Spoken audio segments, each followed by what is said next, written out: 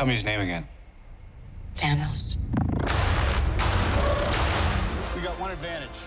And there he is, Thanos. He's coming to us. Supervillain in a superhero movie with a supersized budget. It's the new one, the new Avengers film, Infinity War, and the cost, over $300 million.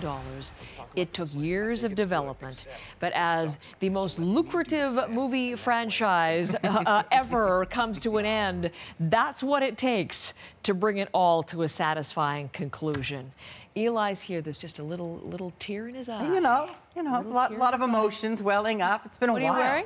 I'm wearing little Doctor Strange. Nice. This may be your most anticipated review ever. I can't tell you how many members of our morning team out there in our newsroom are dying to know what you say. Let's start with how much you need to know about all of the movies leading up to this before you can figure this one out. Frankly, a lot. Oh. This is not the movie for Marvel newbies, because what they've done, which I think is the thing I love about comic books, it's not just the spandex, the superpowers, it's that interconnected web of storytelling. It's how you can create a character and then someone else picks up that character, and decade after decade, you build this whole kind of tapestry.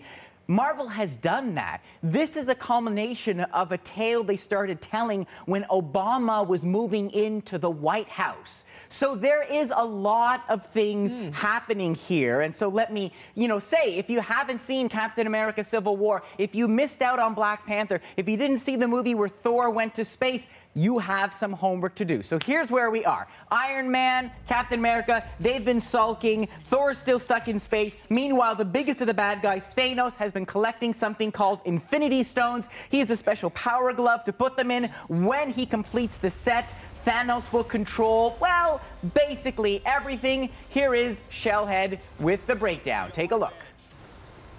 We got one advantage. He's coming to us. We have what Thanos wants, so that's what we use. There you go. Very nice stuff from Robert Downey Jr. this time around. Not as cocky, a little more tragic, really. I mean, that sense of all his intellect, and he's kind of powerless against this galaxy-destroying conqueror. Now, what he's talking about, those two stones, you saw it there. One of the stones is in Vision's head. He is the purple android who's now playing house with Scarlet Witch. The other is the time amulet, which is in Doctor Strange's magic thing that he wears around his neck. Yes, you might need a map. I couldn't even name all the stones. Sometimes you just have to sit back and go with it. Just go with it? Okay, but it's amazing to see in some of those scenes. Yeah.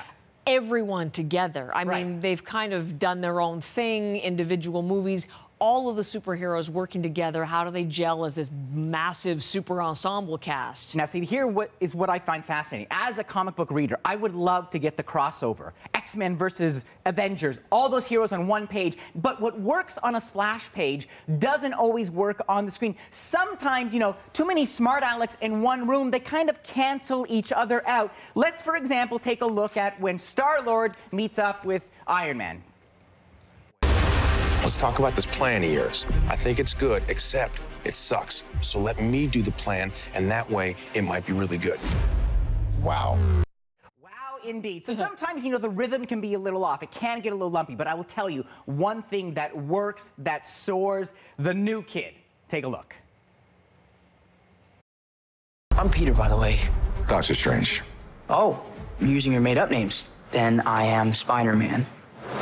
That is Tom Holland, and as he is in the Marvel comic books and the new cinematic universe, Spider-Man is the emotional heart of this universe, this movie, and it's fantastic. Great stuff from Holland.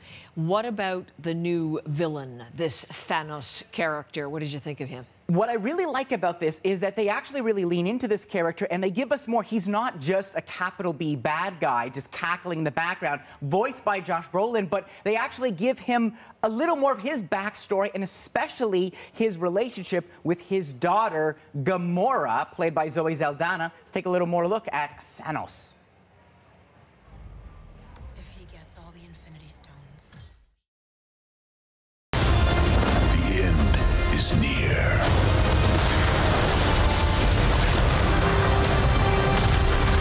When I'm done, still exist. And what I like about the directors, the Russo brothers, they have embraced the grandiosity of these tales. This isn't reality. This is an epic tale sheathed in spandex. This is a super heroic soap opera. So when Thanos is faced with a test of biblical proportions, everything stops so that a single tear can creep down his creviced cheek. That voice, Josh Brolin's voice, just thunderous. Okay, forget the sentimentality of the tear. Let's get to the action.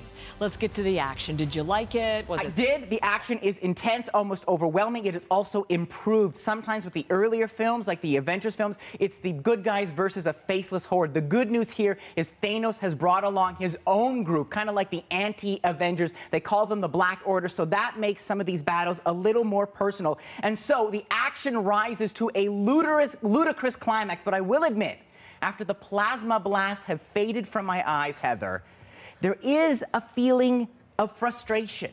Because after 10 years of waiting, all those hours of sitting through the end credits looking for clues, oh, a guy with a hammer, look, a magic egg, $300 million, 160 minutes, a cavalcade of calamities, and it ends with a to be continued. And I would think, after all that waiting, we deserve closure.